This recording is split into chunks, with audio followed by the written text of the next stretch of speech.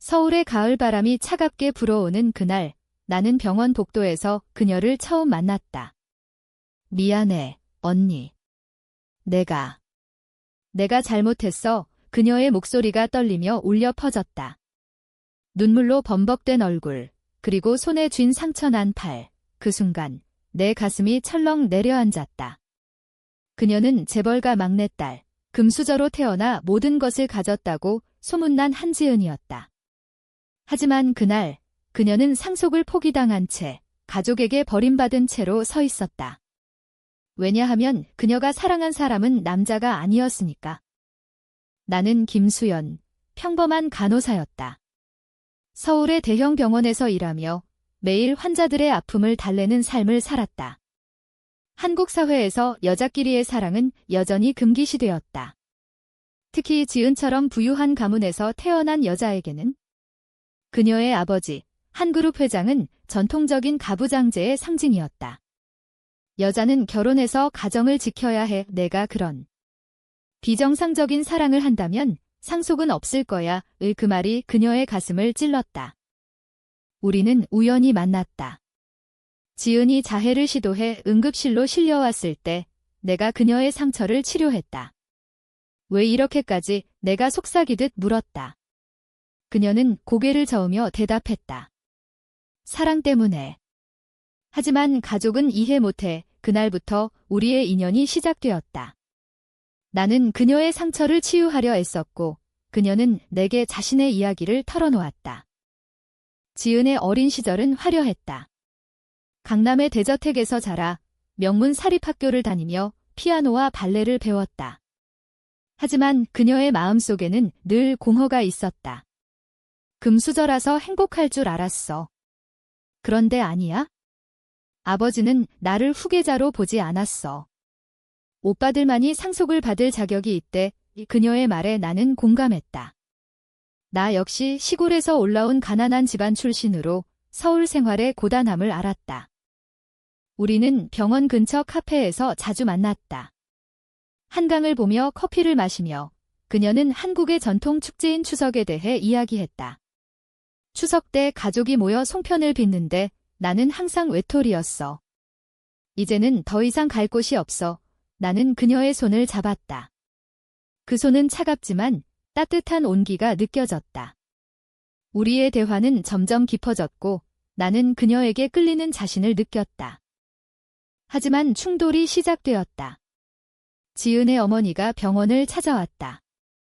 우리 딸을 건드리지 마. 내가 그녀를 망치고 있어. 그녀의 말은 날카로웠다. 나는 충격받았지만 지은을 포기할 수 없었다. 언니, 나랑 같이 있어줄래? 그녀의 눈빛이 간절했다. 그날 밤, 우리는 한강공원에서 산책하며 첫 키스를 나눴다. 바람이 우리의 머리카락을 흩날렸고 서울의 야경이 우리를 감쌌다. 그것이 우리의 사랑의 시작이었다. 지은의 가족은 그녀를 압박했다. 상속을 포기하라는 서류를 강요하며 정상적인 삶을 살라고 했다. 하지만 그녀는 거부했다. 나는 사랑을 선택할 거야. 우리의 관계는 비밀스러웠다. 한국 사회의 시선이 두려웠기 때문이다. 친구들도 여자끼리? 그게 가능해? 라고 비웃었다. 그러나 우리는 서로를 지탱했다. 첫 데이트는 제주도로 갔다. 검은 현무암과 푸른 바다가 어우러진 그곳에서 우리는 자유를 느꼈다. 여기서 영원히 살고 싶어. 지은이 웃으며 말했다. 나는 그녀의 어깨에 기대며 속삭였다. 나도 하지만 현실은 잔인했다. 제주에서 돌아온 후 지은의 오빠가 그녀를 감시하기 시작했다. 아버지가 내 상속을 끊을 거야. 그 여자 때문에. 그의 말은 위협적이었다. 나는 지은을 보호하려 애썼다. 병원에서 일하며 그녀를 돌봤고 밤늦게까지 전화로 위로했다. 우리의 사랑은 깊어졌지만 갈등도 커졌다. 지은은 우울증에 시달렸고 나는 그녀를 지키기 위해 자신의 삶을 포기할 각오를 했다. 우리가 함께라면 뭐든 이겨낼 수 있어. 내가 말했다. 하지만 앞날은 불투명했다. 겨울이 다가오면서 우리의 사랑은 더 뜨거워졌다. 서울의 눈이 내리는 거리에서 우리는 손을 잡고 걸었다. 추워, 지은이 물었다. 나는 고개를 저으며 그녀를 안았다.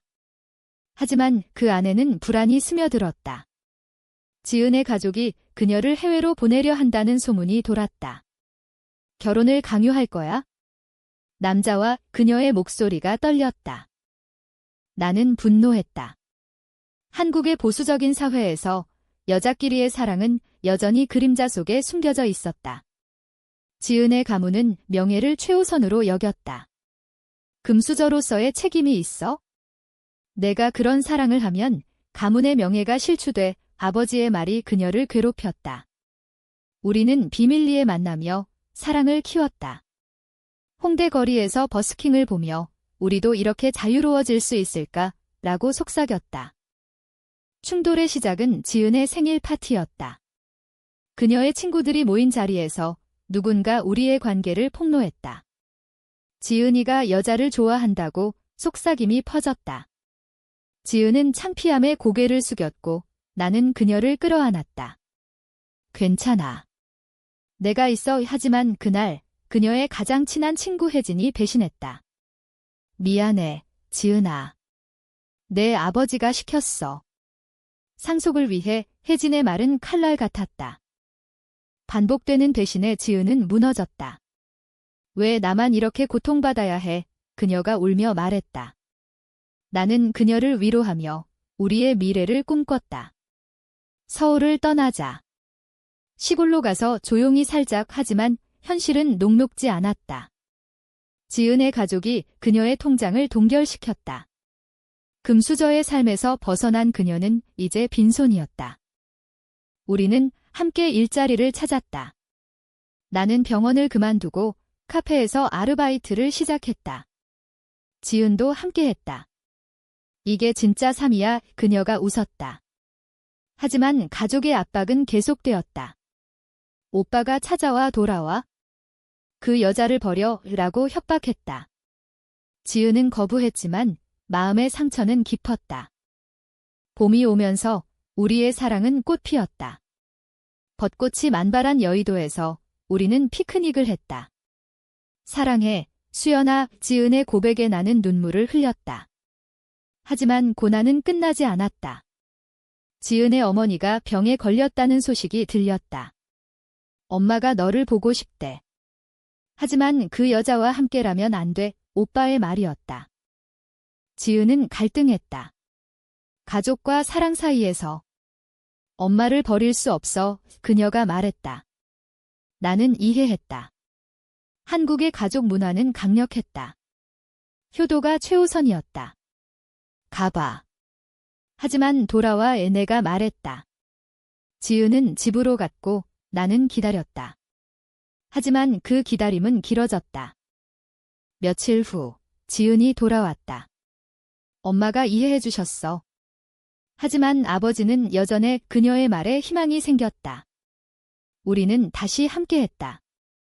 하지만 배신의 그림자가 드리웠다. 혜진이 다시 나타나. 지은아, 내가 상속을 포기하면 내가 받을 수 있어. 라고 속삭였다. 그것이 새로운 충돌의 시작이었다. 우리의 관계는 시험받았다.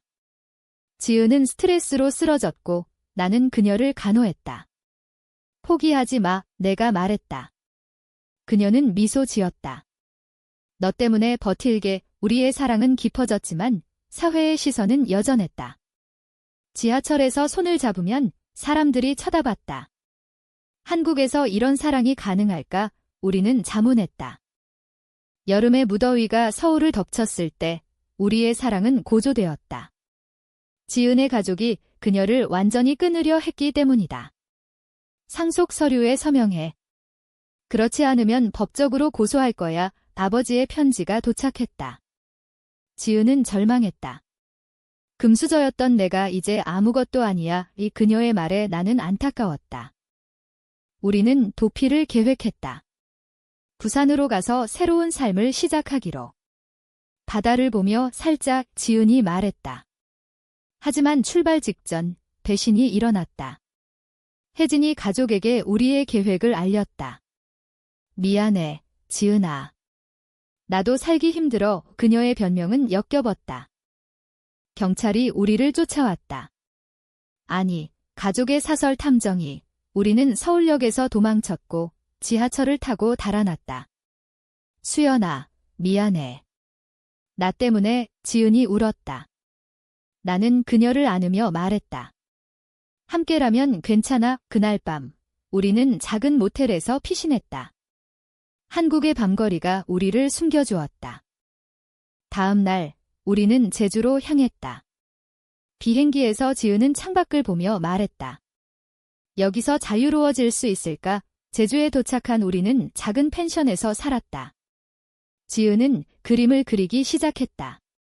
그녀의 재능이 빛났다. 금수저 생활에서 벗어나니 진짜 내가 보이네. 그녀가 웃었다. 하지만 가족의 그림자는 길었다. 오빠가 제주까지 쫓아왔다. 돌아와. 엄마가 위독해. 그의 말은 거짓이었다. 지은은 속았고 서울로 돌아갔다. 나는 혼자 남아 기다렸다. 빨리 돌아와의 전화로 속삭였다. 서울에서 지은은 충격을 받았다. 어머니는 건강했지만 아버지가 그녀를 감금하려 했다. 내가 정상적으로 살 때까지 지은은 탈출했다. 밤에 창문을 넘어 도망쳤고 나에게 달려왔다. 수연아, 이제 정말 끝이야. 그녀의 몸은 떨렸다. 우리의 재회는 감격적이었다. 한강에서 우리는 다시 만났다. 사랑해. 지은의 키스에 나는 모든 것을 잊었다. 하지만 고난은 계속되었다. 지은의 건강이 악화되었다.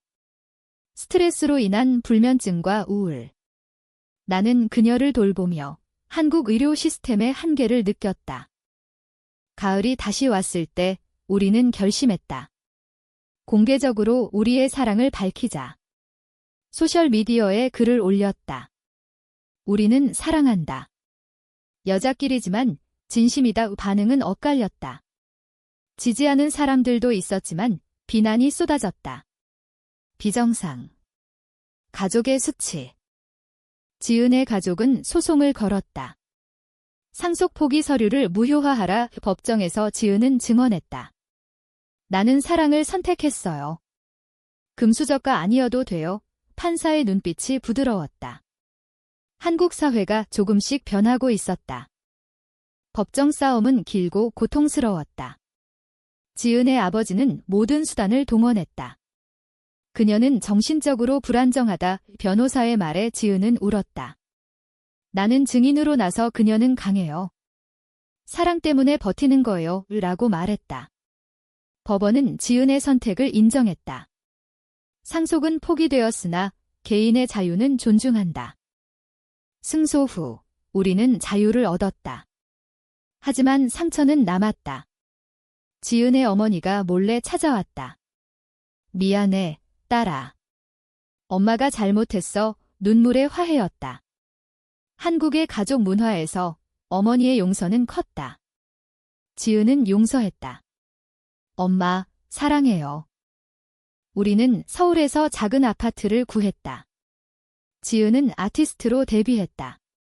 그녀의 그림은 LGBT 테마로 사회의 관심을 끌었다. 금수저를 버린 여자의 이야기. 전시회에서 그녀는 말했다. 나는 그녀를 자랑스러워했다. 하지만 새로운 충돌이 왔다. 내 가족이 우리의 관계를 알게 되었다. 시골 부모님은 충격받았다. 수연아, 그게 무슨 짓이야? 결혼해서 애 낳아야지. 어머니의 말에 나는 아팠다. 지은과 함께 부모님을 찾아갔다. 우리는 행복해요. 지은의 진심이 부모님을 움직였다. 그래, 내가 행복하다면? 겨울 축제인 크리스마스에 우리는 함께했다. 명동 거리에서 불빛을 보며 영원히 함께하자라고 맹세했다. 우리의 사랑은 이제 공개적이었다. 친구들도 돌아왔다. 혜진은 사과했다. 미안해. 나도 잘못했어. 용서의 순간이었다. 지은의 건강이 회복되면서 우리는 여행을 떠났다. 경주로 가서 사찰을 방문했다. 한국의 역사가 우리를 지켜줄 거야. 이 지은이 말했다. 불상 앞에서 우리는 기도했다. 행복하게 해주세요. 하지만 과거의 그림자가 다시 나타났다. 지은의 오빠가 상속을 독차지한 후 그녀를 무시했다. 너는 이제 우리 가족이 아니야. 이 그의 말에 지은은 상처받았지만 강해졌다. 나는 이제 수연과 가족이야. 우리의 일상은 평화로웠다. 아침에 김치찌개를 끓이며 저녁에 드라마를 보며 한국의 일상이 우리를 감쌌다. 하지만 사회의 변화는 느렸다. LGBT 권리에 대한 시위에 우리는 참여했다. 평등을 위해 우리의 목소리가 울렸다. 봄에 지은은 임신 소식을 전했다. 아니, 대리모를 통해. 우리 아이를 갖자. 이 그녀의 제안에 나는 감동했다. 한국에서 여자 커플의 육아는 도전적이었지만 우리는 준비했다. 여름의 태양 아래 우리의 삶은 안정되었다. 지은의 전시회가 성공적이었고 나는 다시 간호사로 복직했다. 함께라면 뭐든 할 수 있어. 지은이 말했다. 하지만 최종 고난이 왔다. 지은의 아버지가 쓰러졌다. 뇌졸중으로. 병원에서 지은은 아버지를 만났다. 아빠, 미안해. 그녀의 눈물이 흘렀다. 아버지는 약해진 목소리로 말했다. 지은아. 내가 행복하다면 그게 다야. 화해의 순간이었다. 상속은 오빠에게 갔지만 아버지는 지은에게 작은 유산을 남겼다. 내 삶을 위해 써. 그 유산으로 우리는 카페를 열었다. 사랑의 카페라는 이름으로 LGBT 커플들이 모이는 장소가 되었다. 한국 사회의 변화에 기여했다. 여기서 많은 사람들이 위로를 받네. 지은이 웃었다. 배신의 상처는 치유되었다.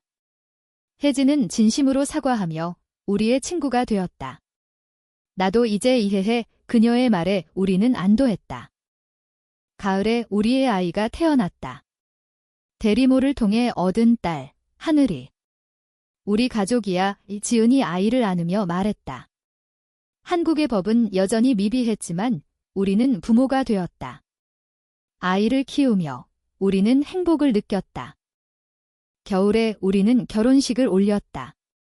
비공식적이지만 친구들과 가족이 모인 자리에서 영원히 사랑할게 맹세했다. 서울의 눈 속에서 우리의 사랑은 완성되었다. 하지만 삶은 완벽하지 않았다. 사회의 시선은 여전했다. 아이가 학교에서 놀림을 받을까 걱정했다. 우리가 지켜줄게. 지은이 말했다. 우리는 LGBT 운동에 더 적극적으로 참여했다. 변화를 위해. 지은의 그림은 유명해졌다. 금수저를 버린 사랑시라는 테마로. 책도 출간되었다. 우리의 이야기가 많은 사람들에게 영감을 주었다. 봄에 우리는 제주로 이사했다. 바다를 보며 사는 삶, 여기서 행복하게 살자. 지은의 말에 나는 동의했다. 우리의 사랑은 이제 전설이 되었다. 여름의 제주 바다가 우리를 반겼다. 하늘이가 모래사장에서 웃으며 놀 때 지은과 나는 손을 잡았다. 이게 우리의 행복이야. 그녀가 말했다. 금수저의 삶을 버린 지은은 이제 자유로웠다. 상속을 잃었지만 진정한 사랑을 얻었다. 과거의 충돌은 교훈이 되었다. 가족의 화해, 친구의 용서, 사회의 변화. 한국의 보수적인 문화 속에서 우리의 사랑은 빛났다. 우리가 선구자가 돼. 지은이 말했다. 가을에 우리는 서울을 방문했다. 어머니를 만나며 감사해요 라고 말했다. 아버지는 세상을 떠났지만 그의 마지막 말이 우리를 지탱했다. 겨울에 하늘이의 첫 생일을 축하했다. 케이크에 촛불을 불며 행복하게 자라 기도했다. 우리의 가족은 완벽했다. 봄에 지은의 새 전시회가 열렸다. 사랑의 여정시라는 제목으로 그림 속에 우리의 이야기가 담겼다. 관객들이 눈물을 흘렸다. 감동적이에요. 그들의 말에 우리는 뿌듯했다. 여름에 우리는 여행을 떠났다. 한국 전역을 돌며 LGBT 커뮤니티를 만났다. 희망을 주자 우리의 미션이었다. 가을에 지은이 말했다. 수연아, 고마워. 너 덕분에 나는 사랑을 찾았어. 나는 그녀를 안으며 속삭였다. 나도. 겨울의 눈 속에서 우리의 사랑은 영원했다. 금수저를 잃었지만 우리는 인생의 진짜 보물을 얻었다. 사랑, 가족, 자유. 이 이야기는 끝나지 않는다. 한국 사회가 변할 때까지 우리의 사랑은 계속될 테니까.